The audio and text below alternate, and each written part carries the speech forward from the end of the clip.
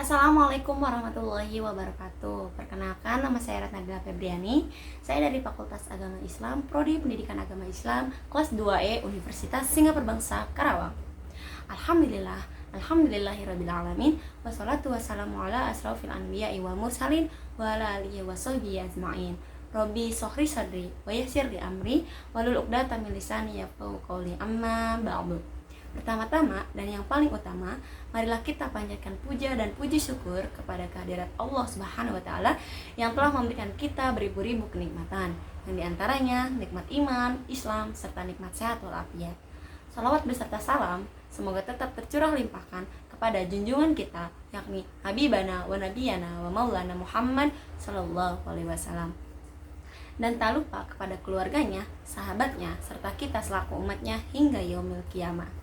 Yang saya hormati, Ibu dosen pengampu mata kuliah Ulumul Quran, Ibu Lilis Karyawati MAG, yang saya banggakan serta saya cintai, teman-teman seperjuangan saya kelas 2E. Nah, di sini saya akan menjelaskan mengenai sejarah turunnya Al-Quran. Langsung saja, sebelum kita ke materi, yaitu kepada sejarah turunnya Al-Quran, alangkah baiknya kita mengenal dulu apa itu Al-Quran. Nah, perlu teman-teman ketahui bahwa Al-Quran berasal dari kata qoro'a yang artinya adalah menyatukan atau menggabungkan.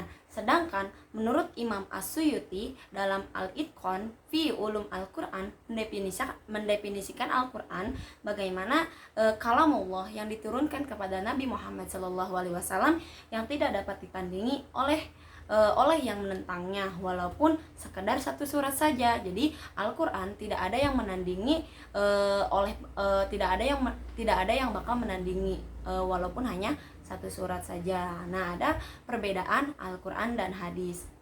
Perbedaan Al-Quran, wahyu, dan hadis qudsi. Nah, perlu teman-teman ketahui bahwa Al-Quran berasal dari Allah Subhanahu wa taala, baik lafal dan maknanya. Nah, hadis qudsi juga maknanya berasal dari Allah dan lafalnya berasal dari Rasulullah Shallallahu alaihi wasallam. Nah, menurut pendapat yang sahih, sedangkan wahyu lainnya bisa berupa inspirasi dari Allah Subhanahu wa taala yang ditunjukkan kepada nabi, malaikat, dan pengikut setiap nabi. Allah menentang bangsa Arab untuk membuat sesuatu yang serupa dengan Al-Quran, dan mereka tidak mampu untuk membuat yang serupa. Berbeda dengan hadis qudsi, tidak mengandung mukjizat. Sedangkan wahyu adalah firman Allah yang diturunkan kepada Rasulullah Shallallahu alaihi wasallam. Jadi tidak semua wahyu itu Al-Quran, tetapi wahyu itu adalah Al-Quran.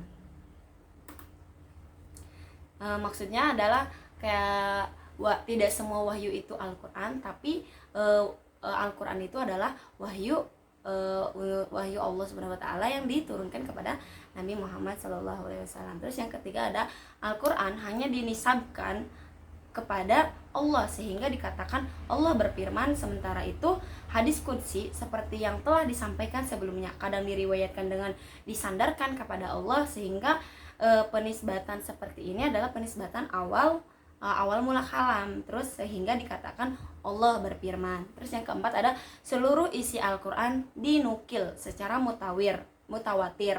Nah, sehingga Al-Quran bersifat qat'iyus atau subut, sumbernya bersifat absolut. Sedangkan hadis qudsi sebagian besar diantaranya berupa hadis-hadis ahad yang bersifat daniyut, subut, sumbernya bersifat relatif. Nah, selain itu hadis qudsi kadang sahih, kadang juga hasan. Terus cara-cara turunnya Al-Quran.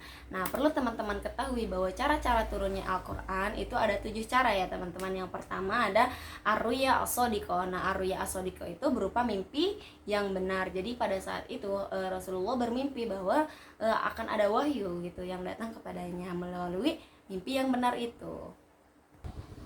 Terus yang kedua ada berupa sesuatu yang dibisikkan oleh malaikat kepada jiwa dan hati Nabi Muhammad SAW walau dilihat oleh beliau. Nah, hal ini sebagaimana disabdakan Rasulullah SAW bahwa sesungguhnya Ruhul Quds atau malaikat Jibril menghembuskan atau membisikkan ke dalam hatiku bahwasannya jiwa tidak akan mati sehingga disempurnakan rezeki baginya. Nah, oleh karena itu, bertakwalah kalian kepada Allah Subhanahu wa taala, berindah-indahlah dan meminta doalah, serta janganlah keterlambatan rezeki atas kalian, mendorong kalian untuk memintanya dengan cara tidak melakukan perbuatan maksiat terhadapnya. Nah, sebab sesungguhnya apa-apa yang sudah ada di sisi Allah tidak akan didapatkan kecuali dengan melakukan ketaatan kepadanya. Terus yang kedua ada dengan cara bahwa malaikat mengambil wujud laki-laki. Nah, kemudian ia mengajak Rasulullah SAW berbicara sehingga beliau memahami dengan baik apa yang telah dikatakan kepadanya. Nah, dalam hal ini terkadang para sahabat dapat pula melihat malaikat tersebut yang tampil dalam bentuk manusia. Jadi pada cara yang ketiga ini siapapun bisa melihat malaikat ini, karena malaikat ini dia berubah wujud menjadi wujud laki-laki. Jadi bukan hanya Rasulullah yang bisa melihat malaikat ini, tetapi sahabat-sahabat Rasulullah pun bisa melihat karena malaikat ini berubah wujud menjadi seorang laki-laki. Terus yang keempat berupa bunyi gemerincing lonceng. Nah ya, yang cara yang keempat ini datang kepada beliau. Nah, bunyi-bunyi itu disegerakan diikuti malaikat yang menyampaikan bahwa wahyu secara samar gitu. Nah, cara ini demikian Rasulullah SAW menyampaikan wahyu secara samar.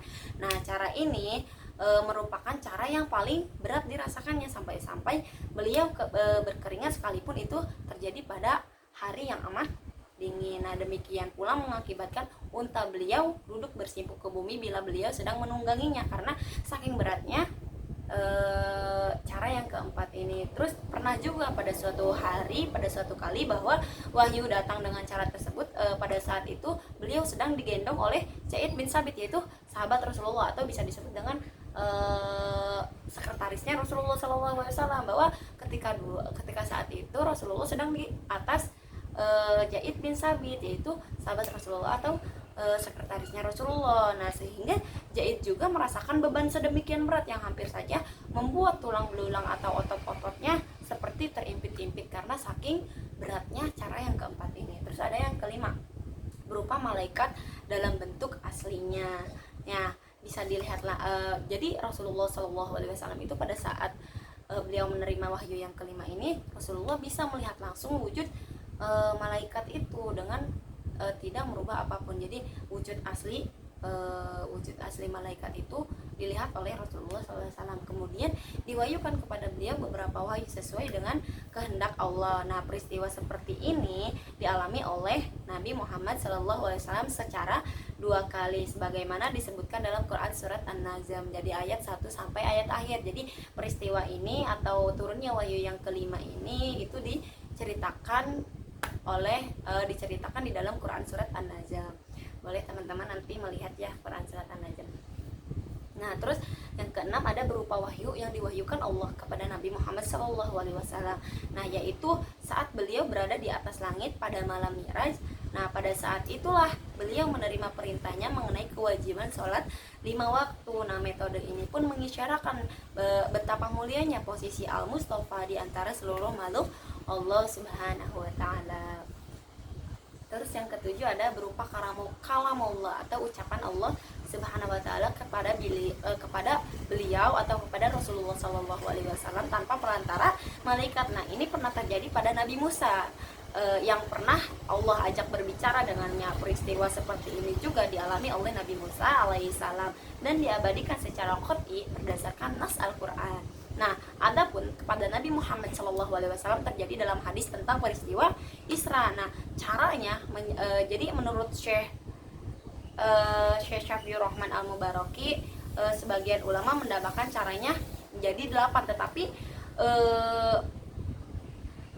ini merupakan masalah yang diperdebatkan oleh ulama salaf dan khalaf gitu. Syafiur Rahman ini berpandangan pendapat bahwa yang terakhir ini tidak valid keabsahan riwayatnya. Jadi yang benar-benar cara-cara turunnya Al-Quran, turunnya wahyu itu ya memang ada 7 cara ya teman-teman. Terus ada hikmah diturunkannya Al-Quran secara berangsur-angsur.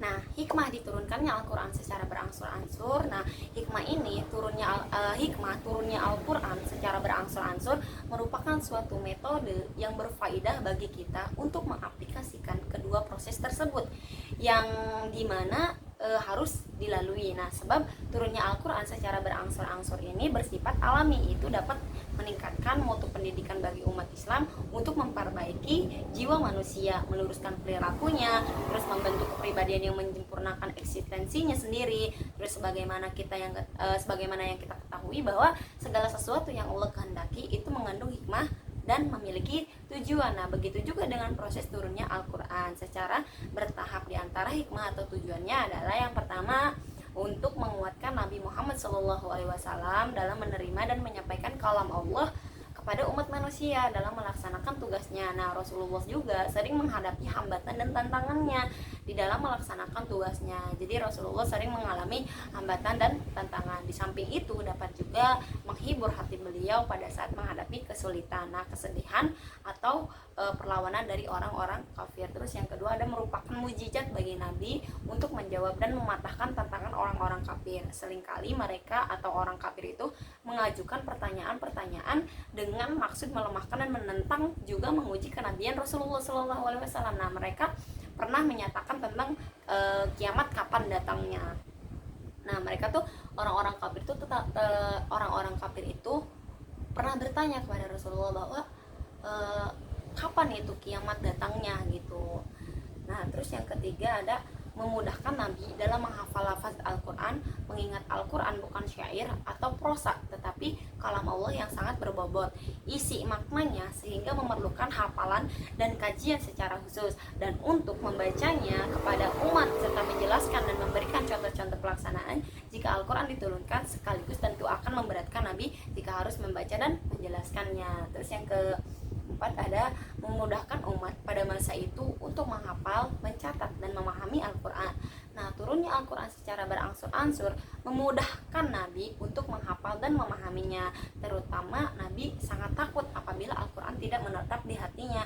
Hal ini berdampak positif bagi umatnya, karena pada masa Nabi menulis dan membaca sangat langka ya teman-teman. Mereka mengandalkan kekuatan akal dalam menghafal kelima. Nah, untuk memberi kesempatan dalam menghafal gitu. Nah, untuk memberi kesempatan sebaiknya kepada umat Islam untuk menghafalkan langkah mental atau tradisi jahiliyah yang negatif secara berangsur-angsur. Terus yang kelima ada menjawab problematika masyarakat. Hal ini menerangkan apa-apa yang dibutuhkan masyarakat sesuai dengan kondisi dan problematikanya yang mereka hadapi. Terus yang ke-6 ada mengetahui nasyid dan mansuk dalam Al-Qur'an, dalam ayat Al-Qur'an yang berkaitan dengan hukum. Terus yang ke-7 ada memberikan pengaruh yang besar dalam proses dakwah Islam dan membentuk umat. Pada periode Mekah diturunkannya lebih dahulu ayat-ayat yang berhubungan dengan tauhid dan keadilan sosial. Barulah pada periode Madinah ini diturunkanlah ayat-ayat tentang hukum dalam berbagai aspek kehidupan, baik hukum keluarga, harta benda, pidana, dan pemerintah. Ayat-ayat hukum pun diturunkan secara bertahap sesuai dengan kondisi masyarakat pada waktu itu. Terus yang ke-8 ada faedah eksternal lainnya. Faedah eksternal lainnya adalah untuk mempermudah menghafal bagi para pengikut Nabi yang sebagian besar tidak bisa menulis. Nah, gradualisasinya turunnya wahyu memberi gambaran yang sangat penting bahwa tatanan yang hendak dibangun oleh Al-Quran bukanlah merupakan paket sekali jadi yang absolut. Nah, tapi melalui proses responsif dan terpisah dari perkembangan sosiopolitik yang ada. Meskipun Al-Quran merupakan sumber hukum, namun dalam kenyataannya Al-Quran bukanlah sebuah dokumentasi hukum yang langsung dapat adopsi. Baik, cukup segitu penjelasan dari saya. Kurang dan lebihnya saya mohon maaf. Wallahu muwaffiq ila aqwamit thoriq. Wassalamualaikum warahmatullahi wabarakatuh.